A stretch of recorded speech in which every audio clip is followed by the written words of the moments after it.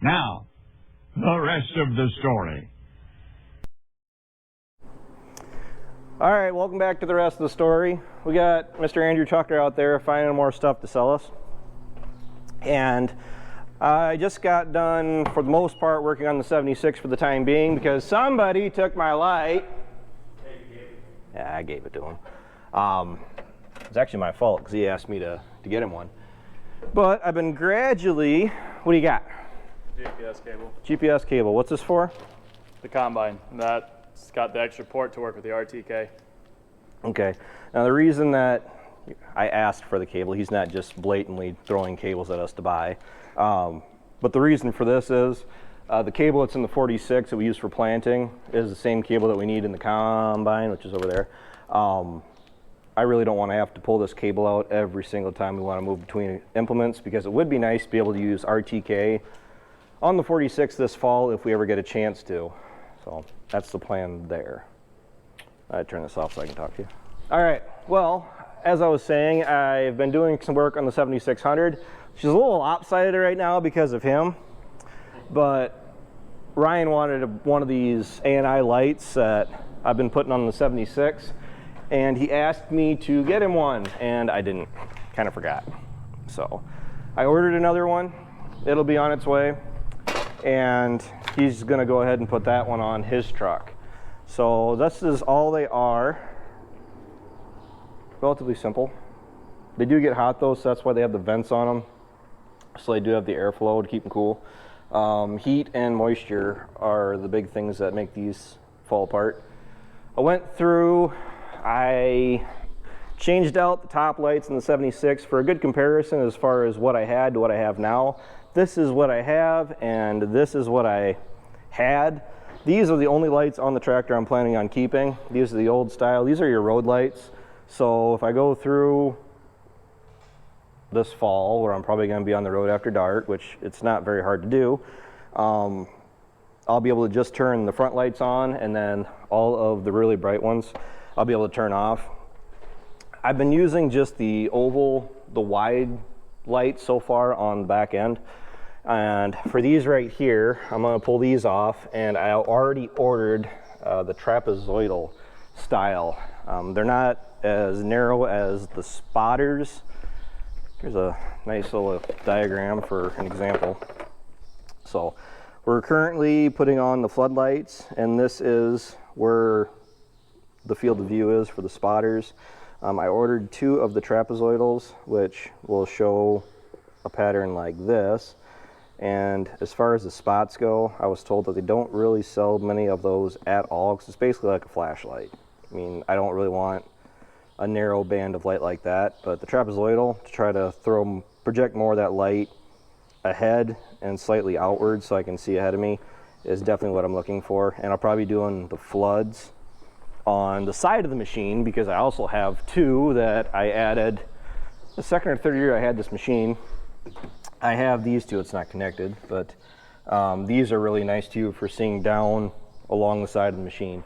I thought about putting them up along the cab, but with everything that I go through, branches and sheds and all that stuff, I really can't afford to have anything sticking up too far on the 76. I gotta turn these lights off, but definitely I'm excited to see how these things work after dark. So that one will get changed out. I did have to go through, and I thought, because Dad and I were looking at it last night, we were gonna have to do a little bit of fabricating, because like this one, this is kind of a special hinge where it is hinged right here, but the light in itself has the hardware, or it's actually built right into the light to mount like this naturally. So the problem is that the new lights would have to be turned at a 90-degree angle to mount here, and that isn't going to work because I need to actually space this ahead to get the new light to work, because the hinge on the newer lights, we can see right here, it actually is farther ahead on the light, and there's a bunch sticking out the back that you have to compensate for. So I did go through, everything's been soldered, everything's been sealed up. actually soldered, hit with electrical tape, and then heat shrink over the electrical tape just to make sure that there isn't going to be any moisture in there. I got to go through and push that wire back into the cab there. I also have to tighten the bolts up because I'm not entirely 100% certain where I want that light focusing just yet. I mean, I tried to judge off of that one, and it looks to me like we're going to be pretty close. It is going to sit a little bit higher on the cab.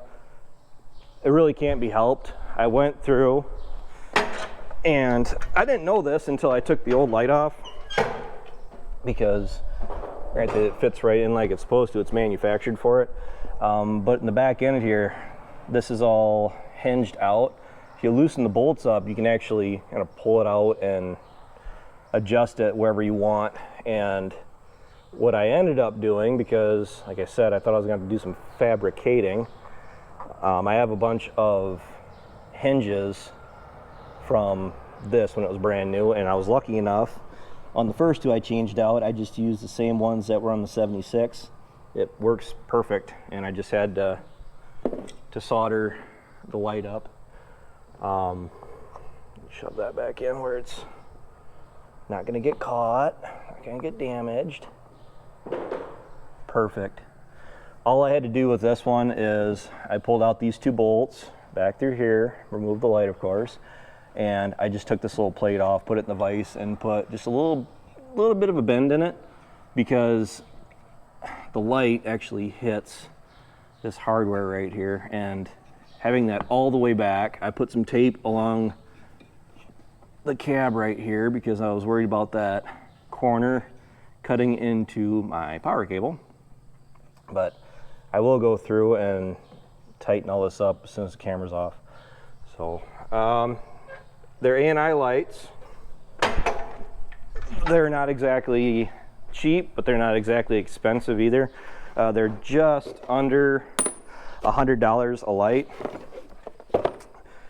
Cheap, not cheap, but a worthwhile investment to make sure that you can see in the middle of the night. I use this tractor after dark, year round. This tractor is, for those of you that are new to the channel, my go-to tractor, and it's always the one that I radiate to, because it's the tractor I want to use for everything until, unless Brittany's here, and then Brittany takes it over. So, Brittany does help on the farm too. I don't have much for her to do right now, plus she is working full-time. So maybe I'll try to get her to chop stalks or something. I gotta go through, I'm keeping all the hardware off of my lights, because those front two lights, I'm figuring what I'm gonna have to do is come up with something to extend that light out away from the cab. But those lights will be in later this week, so you guys will be able to see the final product. So I've been wanting to put new lights in this tractor for quite a while. Just asked my friend Ryan, probably too often, because every time I ask him to do it, I'm always asking how much it's going to cost to do every single light, and it shies me away from it. But I actually bought the first two, and the problem is I bought the first two. I did it to myself. It's my own fault. Once I put those on the tractor and I realized how bright and how nice they are and how much they pretty much voided the old lights on the tractor, I was kind of forced to just go ahead and replace everything, because I wouldn't be happy with being able to see out the back, but then the fronts are, I still have the newer lights in the front, but if I go through and change those other two, that'll light that tractor up like a Christmas tree, which is exactly what I want. And then being able to shut all the lights off other than the road lights, which will be a little bit dimmer, so other cars don't really get too upset at me. And Ryan is going through and doing the same thing on his truck. He's going to be putting another one right here. He already pulled the old light off, and he'll be able to see kind of back behind him. The only problem is that it's probably going to be hitting the grain trailer, so I don't know if we'll be able to see out alongside him too much. Maybe that's something else we'll have to look into, is maybe setting up something on a switch on a light that maybe stuck out, or will illuminate the side or the underside of the trailer so we can see at night. So I don't know. I'm feeling pretty good. So, how you feeling? He says he's feeling good. Oh, you had to see. He's got to do his differently than mine. He has to. Yep, he needs a ground. So, all right. Thanks for tuning in. Thanks for watching. I'm gonna finish cleaning this thing up and tightening everything up, and I'm gonna go try to haul hay. So, later.